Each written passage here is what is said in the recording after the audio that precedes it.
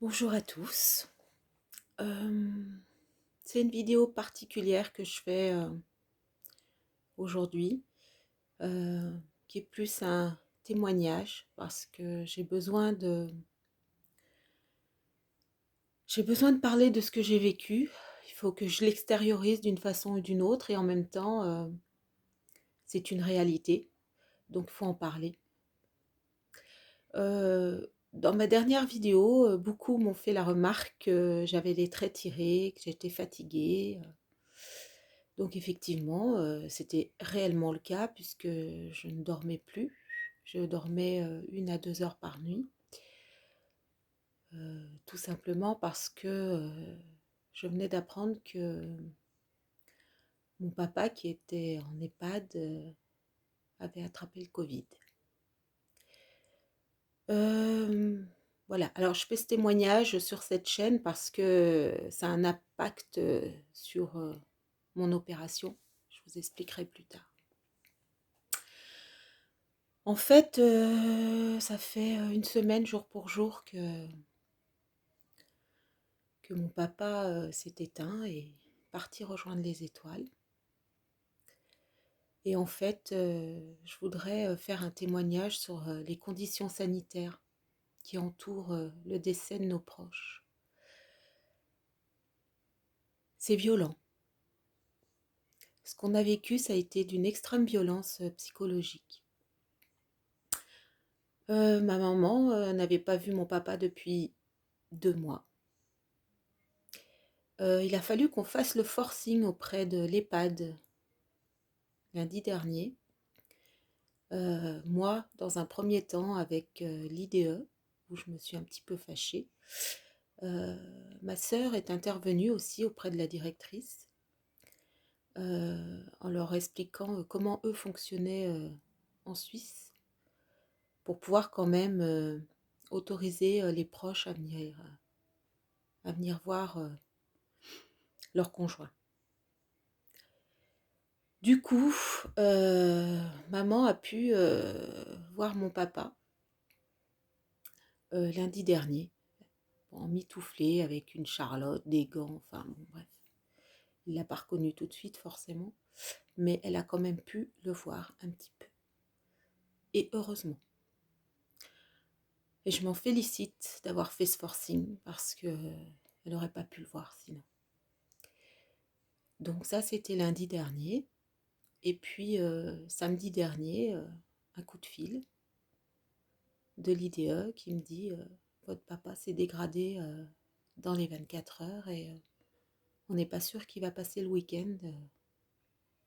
On vous autorise à venir le voir. Là, vous êtes à la caisse de l'hypermarché. Et puis vous dites, j'arrive, je préviens tout le monde et j'arrive.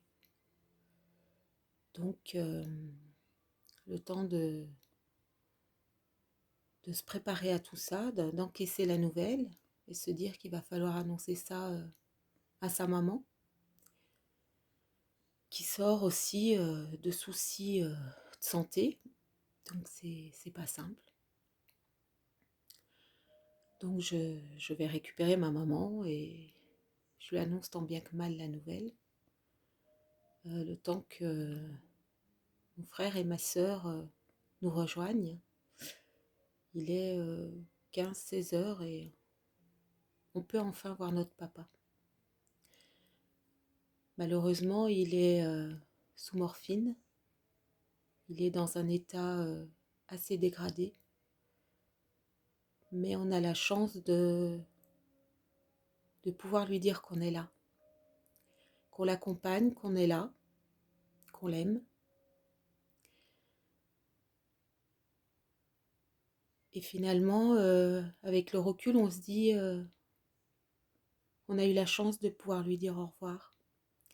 Parce que pour la première vague, apparemment, ce n'était pas le cas.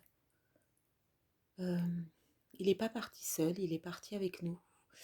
Il sait qu'on l'aime.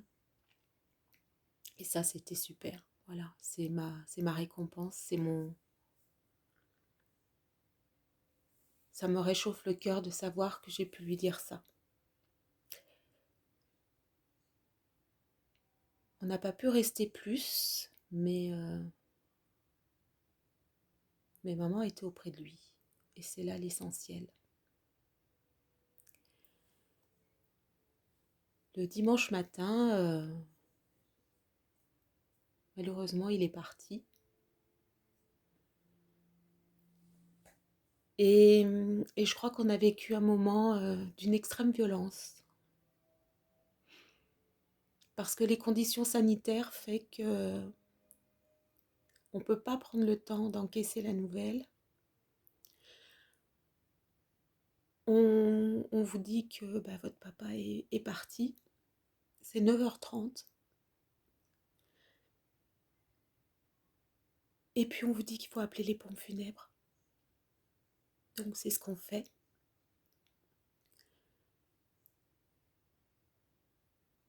Et là on se retrouve les frangins devant l'EHPAD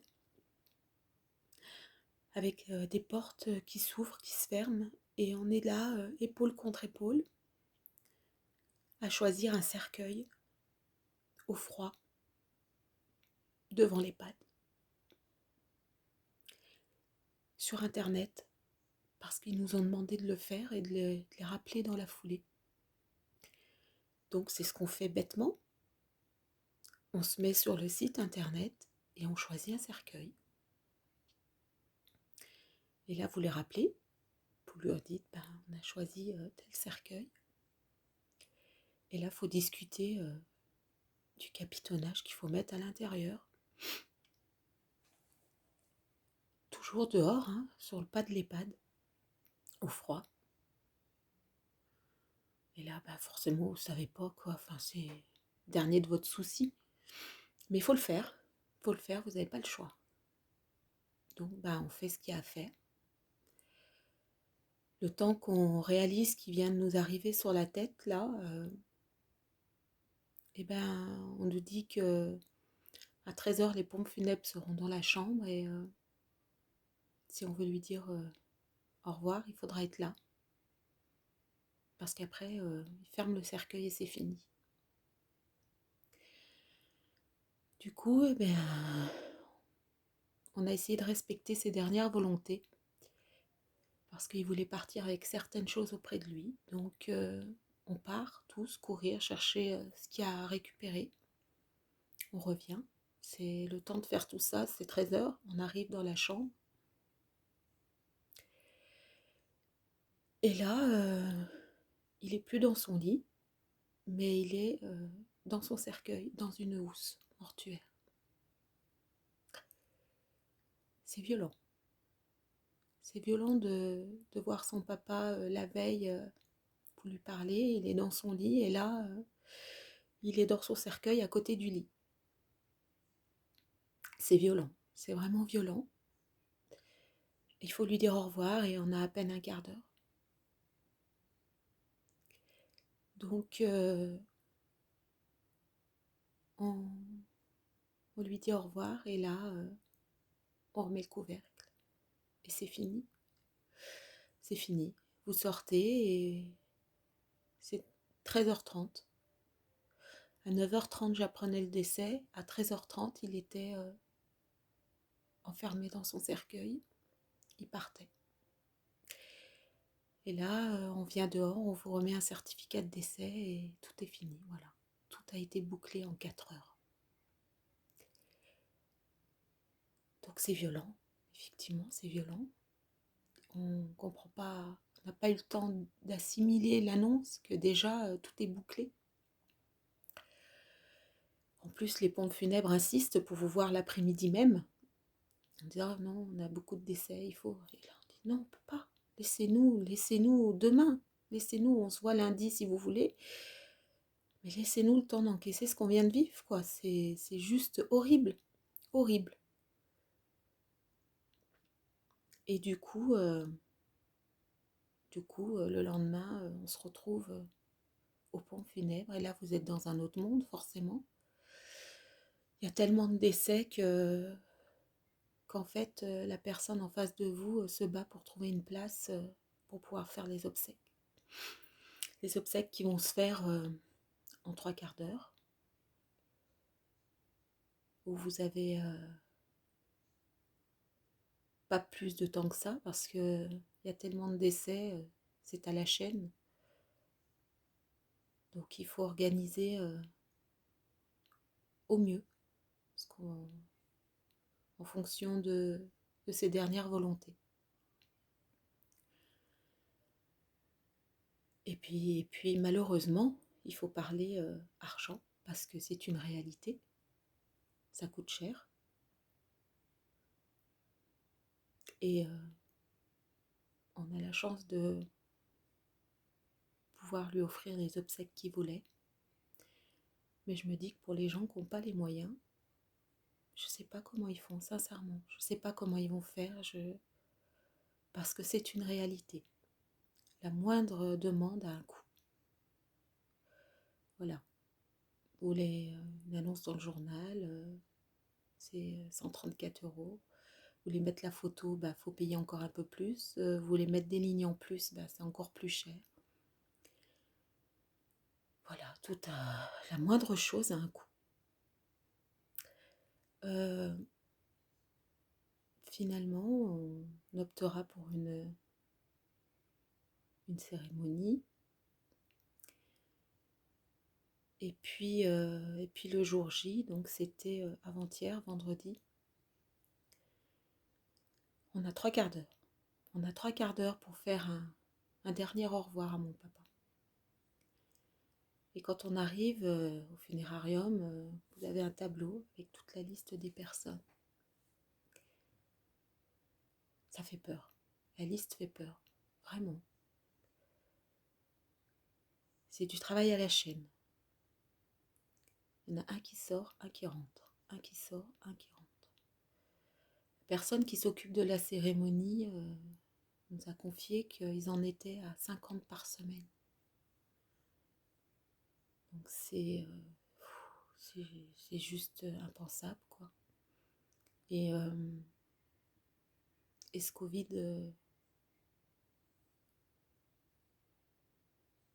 fait du mal, vraiment. Donc voilà, cérémonie pliée en 3 quarts d'heure. Et je voudrais quand même remercier le personnel des pompes funèbres et la personne qui s'est occupée de la cérémonie, parce que ils ont été ils ont été extrêmement respectueux. Et ils nous ont quand même laissé le temps, malgré ce temps imparti de 3 quarts d'heure, qu'on ne peut pas se permettre de dépasser, parce qu'il y a tellement de décès. Ils nous ont quand même laissé un temps de recueillement. Ils ont été très respectueux, mais vraiment, aussi bien au dernier au revoir à l'EHPAD. Ils nous ont quand même laissé ce petit quart d'heure pour lui dire au revoir. À la cérémonie, ils nous ont quand même laissé un petit temps de recueillement. Et puis à la mise en terre aussi, ils ont été très très respectueux. Et ça, moi je les en remercie, parce que c'est hyper important. Voilà, ils ont salué le cercueil, ils ont été vraiment, vraiment top. Déjà qu'on n'a pas le temps d'assimiler ce qui nous arrive, que en plus quand on a le respect de ces personnes, c'est top, quoi. Voilà, donc c'était quand même pour dire que c'est une réalité, qu'aujourd'hui il y a des conditions sanitaires qui font que perdre quelqu'un, c'est déjà pas simple, mais en plus ce qui entoure la, la perte, ouais, c'est violent, c'est violent. Je pense que je vais pas m'en remettre tout de suite, là. J'ai besoin d'assimiler tout ça. Et je commence seulement à intégrer là ce qui vient d'arriver. Ça a tellement été intense cette semaine, émotionnellement. Du coup, jusqu'à vendredi, bon, il y avait la famille, on était tous unis. Heureusement, on est une famille unie. On a cette chance d'être une famille unie.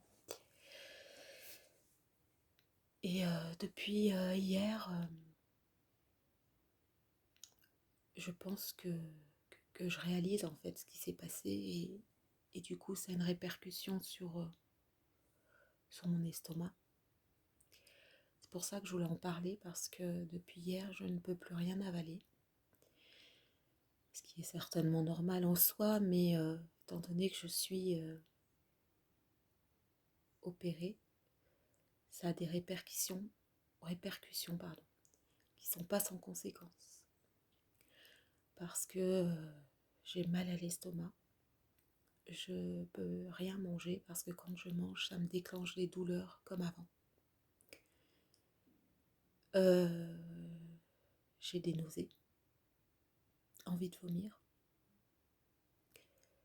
Donc je voilà, depuis hier, je mange plus. Donc je sais que c'est pas bien, je sais que je vais au-devant de quelques ennuis, mais il n'y a rien qui passe. Je perds en moyenne 300 grammes par jour.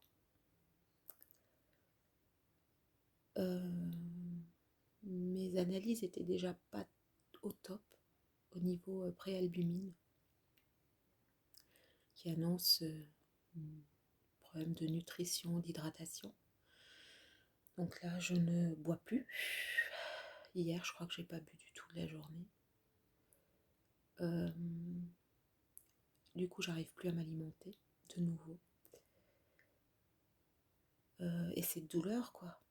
C'est vraiment la douleur qui est à l'estomac, qui est importante et qui m'empêche vraiment de m'alimenter. Alors, je ne sais pas comment je vais résoudre ce problème. Voilà. Donc, je voulais faire un témoignage à ce niveau-là parce que c'est une réalité ce qu'on a vécu. C'est loin d'être une fiction. Et malheureusement, beaucoup de gens vivent la même chose que nous. Voilà, donc faut pas prendre le Covid à la légère. Ça ramène à la réalité. Et je pense à tous ces gens qui sont dans notre situation, qui ont vécu la même chose. On va avoir du mal à s'en relever, franchement, c'est violent. C'est violent de ne pas pouvoir dire au revoir à quelqu'un comme on le souhaite. C'est violent de... Moi, je ne l'avais pas vu depuis début octobre. Donc c'est violent. C'est violent de ne pas pouvoir... je me dis que j'aurais aimé le voir un peu avant pour garder une belle image. Voilà. Donc, ma consolation aujourd'hui, c'est de se dire qu'il est libéré. Il est libéré. Et, euh, et je vais avancer en me disant qu'aujourd'hui, il souffre plus. Voilà. Donc, je voulais faire ce témoignage parce que je pense que c'est important que des gens se rendent compte que le Covid, c'est pas rien. Et que quand on perd ses proches, c'est d'une extrême violence parce que les conditions sanitaires qu'on nous impose sont difficiles. Alors protégez-vous, protégez ceux que vous aimez, veillez sur eux, voilà. Et, et j'espère vous voir dans une prochaine vidéo où j'aurai retrouvé le sourire avec de la joie, parce qu'il faut continuer à vivre. Il faut continuer à vivre. Nous, on est vivants. Je sais que il me protège de là-haut, il nous protège de là-haut. Et il faut continuer à avancer parce qu'on a des enfants et qu'on a des choses à faire sur cette terre, sûrement. Voilà. Donc protégez-vous, veillez sur vous et puis j'espère que moi, au niveau estomac, ça va aller, que je ne vais pas refaire un ulcère ou je ne sais quoi encore parce qu'il faut que je mange. Il faut que je mange et c'est compliqué aujourd'hui de manger. Donc je m'alimente que de yaourt hyperprotéiné parce que je sais que au moins ça me nourrit un petit peu. Donc je m'accroche. Je m'accroche et je vais avancer. Voilà, il va me falloir un petit peu de temps, mais je vais y arriver. Voilà, je vous embrasse tous. Prenez soin de vous.